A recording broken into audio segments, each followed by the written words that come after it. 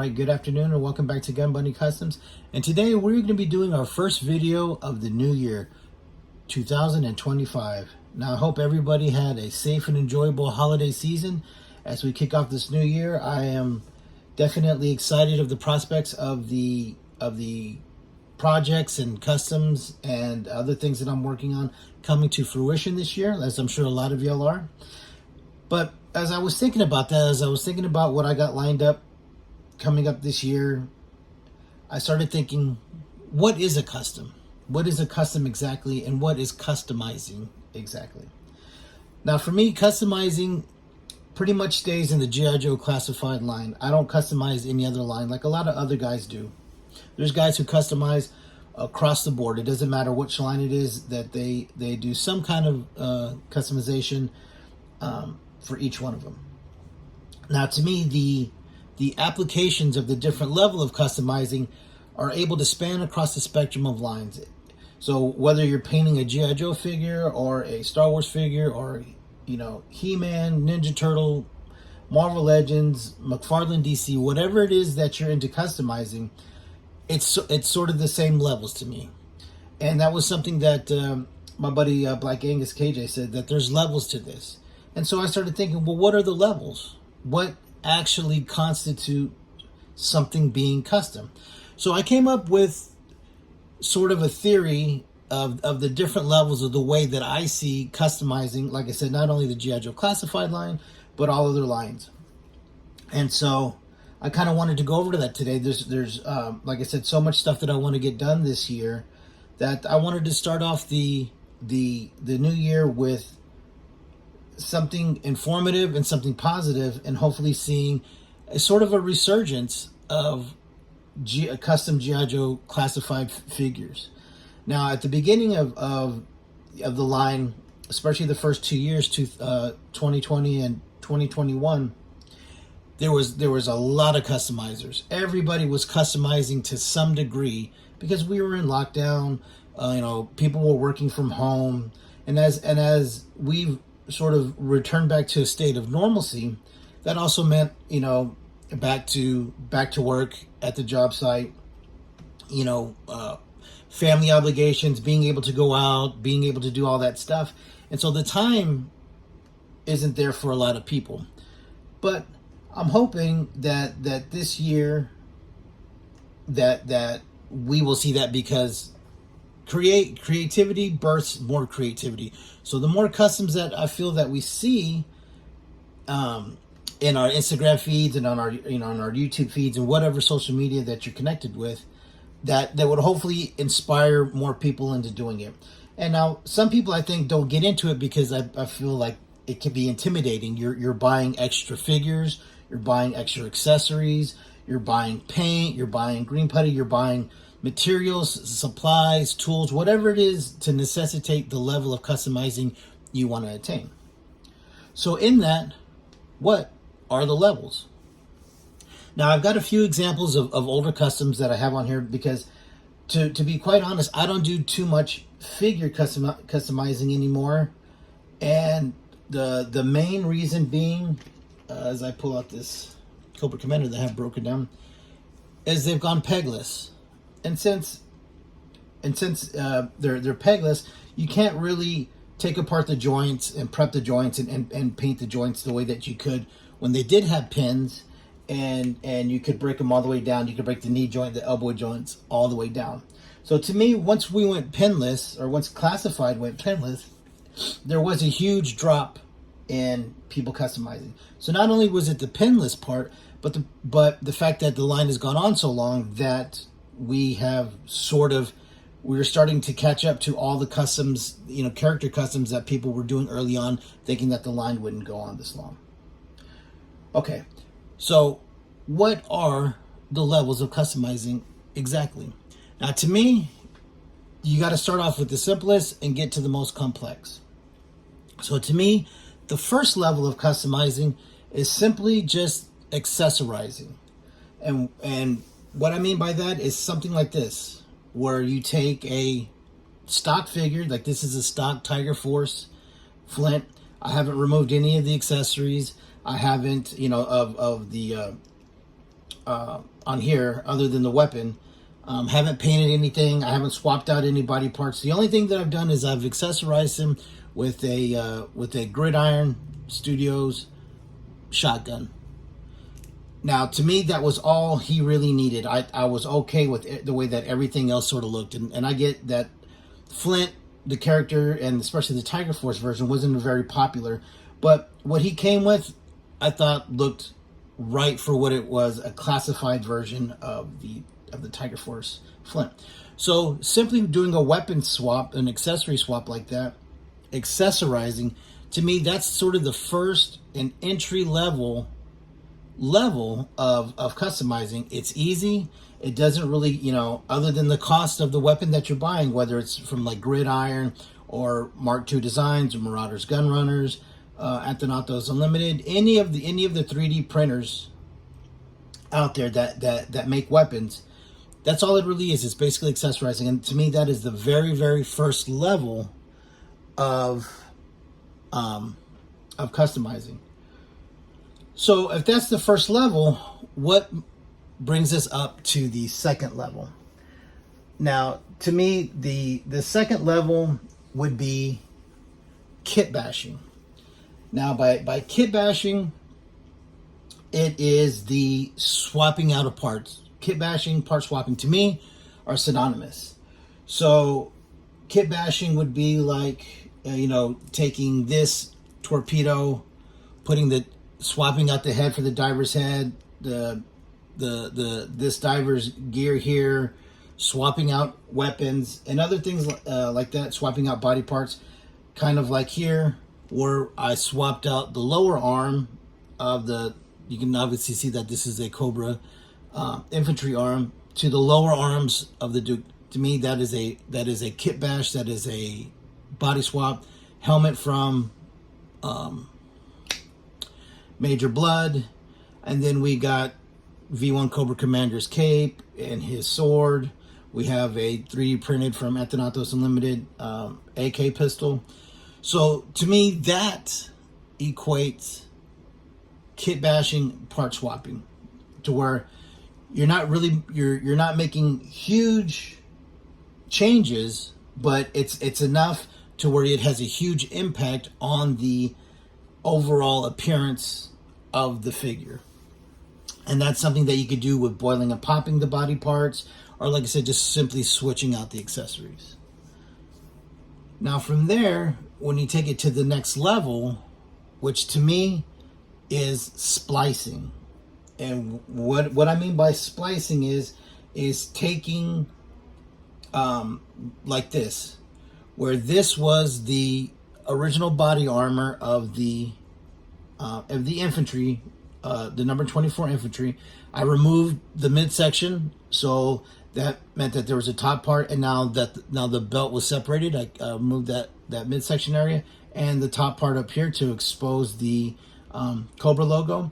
And then I took Cobra Commander's sheath and the chains that it held from, and I spliced it onto this belt in order to give it that unique piece. Now, to me, that's a simple way of upgrading, of changing the pieces to create a unique look and figure. And as you can see, I'll show you all the way around that it goes, and you can see here that it is just basically a infantry trooper, but just the accessories kind of spliced up and kind of reworked in order to create a different look. Now, once you go up from splicing, this is where it starts to get a little bit more complex. The first two levels, level 1 and level 2, with the accessorizing and then moving on to kit bashing, if you don't introduce paint to it, you sort of stay, to me, in sort of a little, like a little golden area. And the reason I say that is because you're dealing with things you're swapping out things that are factory painted, right? So they're already painted, they already have the look of coming from the factory because they are from the factory, right? So once you if you stay into that if you stay in that realm of level 1 and level 2, to me your customs are always going to look good. They're always going to look clean, because like I said, you're dealing with the factory finish of both the accessories, like you said, if you get them 3D printed, or you're dealing with the body parts that are like I said, all from the factory. So everything looks nice and clean. You don't have to worry about prepping joints. You don't have to worry about paint rub or any of that stuff. So like I said, you sort of stay in this kind of golden area. Now, once you get into splicing, it can be a little bit, the actual results have a little bit more consequence to them based off of how you execute it. Meaning, if I would have real sloppily added that on there, it would have been noticeable with paint. With glue and whatever it is that I adhered those two pieces together with. You would see globs of glue. You would see all kinds of stuff. So there would actually be you would actually have visible errors in your work. And as you go up the line, as you go up the different levels, your work is going to have an increasingly larger margin of error visibility, as opposed to staying in the level 1 or level 2 area where you don't have to really worry about that. Now, level 4 to me is where most people stop, and even in level 4 has levels. And to me, level 4 is painting, is finally applying paint to it. And that's because if you apply the paint incorrectly, sloppily, or you don't put enough coats, whatever it is, it's immediately visible. It's immediately visible what your performance is. Like I said, dealing with the first couple of levels, you're not dealing with that. You're dealing with the factory finish. So everything is going to look pretty clean and pretty well done. And once you start applying paint, now becomes your skill level is going to be visible. So like if you take this dog handler, this Cobra dog handler that I made a few years ago, now he's got the officer top, he's got the bottom that I had spliced off of a Cobra infantry to get that Cobra belt with the holster in the back. He's got the nightstick that came off of Mutt. Now this actually, no, that didn't come off Mutt. That came off of a Chat May weapon set. Now the Rottweiler came from the Leonard Aliens, one of the little alien set, from the movie that the dog turned. So they had a blue one. I mean, they had the black Rottweiler, and then they had this sort of the reddish brown and tan one. And I liked him because he matched the color combination that I wanted to do with the canine handler. The spike color came off of Fiona from Crocmaster. I created a hoop here for the chain, and this came off of the WWE Wrecking Rig in order to kind of give it more of an intimidating heavy chain kind of look. But when you start applying the paint process, the paint results, like I said, are extremely visible. So however it is, your level of painting is gonna completely show through in your result of the figure. And to me, this is where customizing, you're either going to go all in and try to be the best painter that you can, or it's going to I don't want to say intimidate, but it's going to discourage because the results are so visible.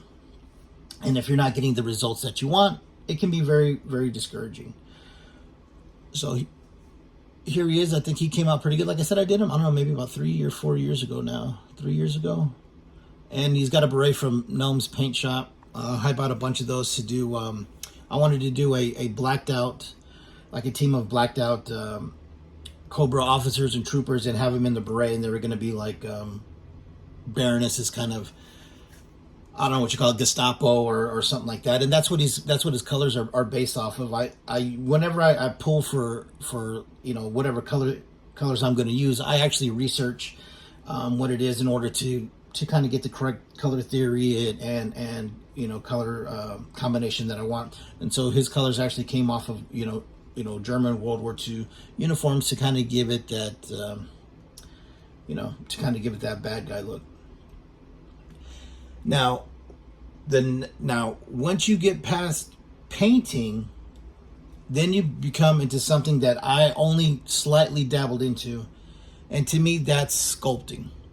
Now, with sculpting, usually what I didn't bring an example, but I'll post one. Or I'll put pictures up. To me, my sculpting really didn't get past like facial hair. So what I would do is like, say for instance, this sort of Doc's assistant here that I'm kind of bashing together right now to eventually make, where I just use a spare Duke Tiger Force head.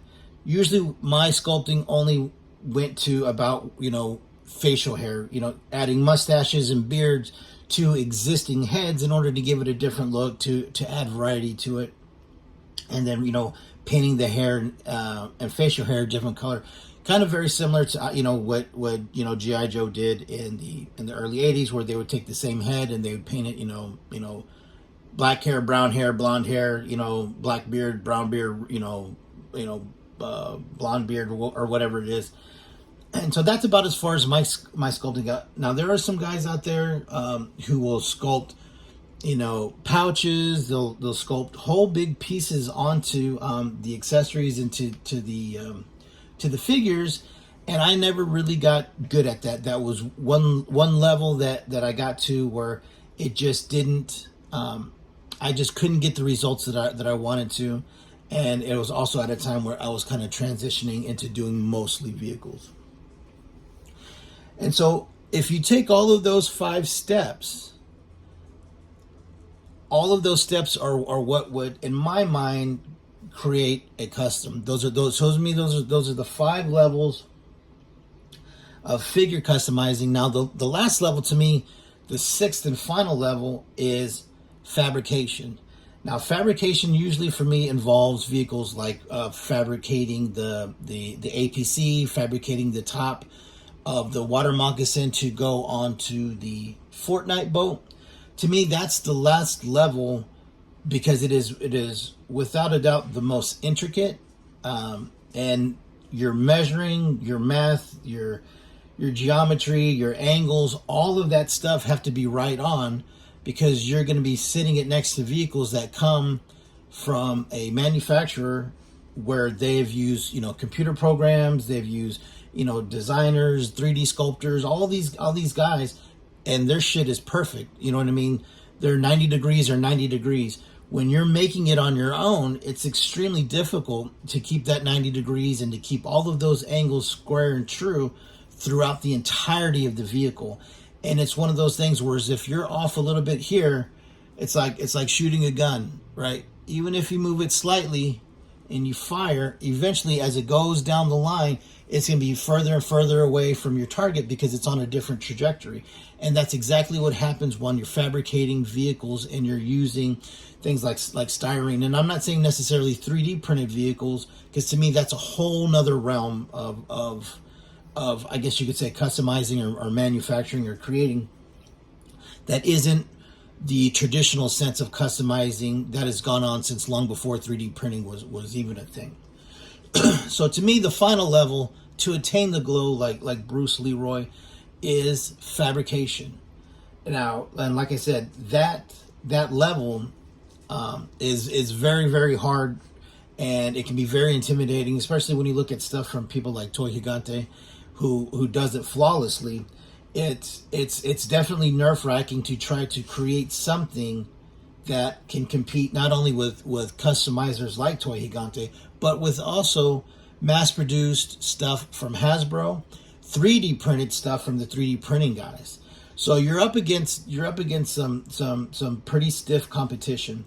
Whereas with figures, to me, you have a little bit more of I don't want to say a margin for error, but you have the ability to work sort of further within your artistic means, if that makes any sense. And so with that, I just want to I wanted to say I say these things in hopes that it will encourage people to try to continue to customize and then continue to try to push to that next level, to not be satisfied with staying at the first couple of levels, of going ahead and pushing yourself artistically, pushing yourself creatively. So then that way it's going to spawn more creativity throughout the entire community. Now, like I said, we've all collectively seen, like I said, a huge drop in customizing. And I know customizing, it's an expensive hobby, because not only do you have to collect the line that you're collecting, you have to buy extra figures to customize, to get parts, to get bodies to paint, to get, parts to swap. And then you got to start dealing with buying paints and paintbrushes and supplies and materials and all this other kind of stuff. And it gets expensive quickly. And so I'm just hoping that we're going to see some kind of resurgence, hopefully this year, where we start seeing a lot more classified customs the way that we did in the years past. All right, well, that's going to be it for today's episode. I hope you like it. I have lots of stuff on the way. I have a lot of ideas that I want to get out this year. I have a line of products that's going to hopefully be dropping within the next month. So please be on the lookout for that. All of that's definitely in the works and has been in the works for a while. And I'm thinking next month, February, is going to be the month where I make the official release. So at the end of this month, as long as everything goes right, I'll make the announcement and I'll start showing the prototypes of the stuff that I have been working on, and then launch the Etsy store that is going to sell that stuff. And I hope that we see, like I said, a whole wave of new G.I. Joe classified customs, not only figures, but vehicles as well. All right. Well, thank you for watching. Please like and subscribe. Don't forget to follow Gun Bunny Customs on Instagram. Let me know what you think about customizing. Let me know what you think the future of customizing is going to be. Like I said, I hope 2025 is going to be a phenomenal year for you, and I hope your 2024 was great, and we'll see you next time.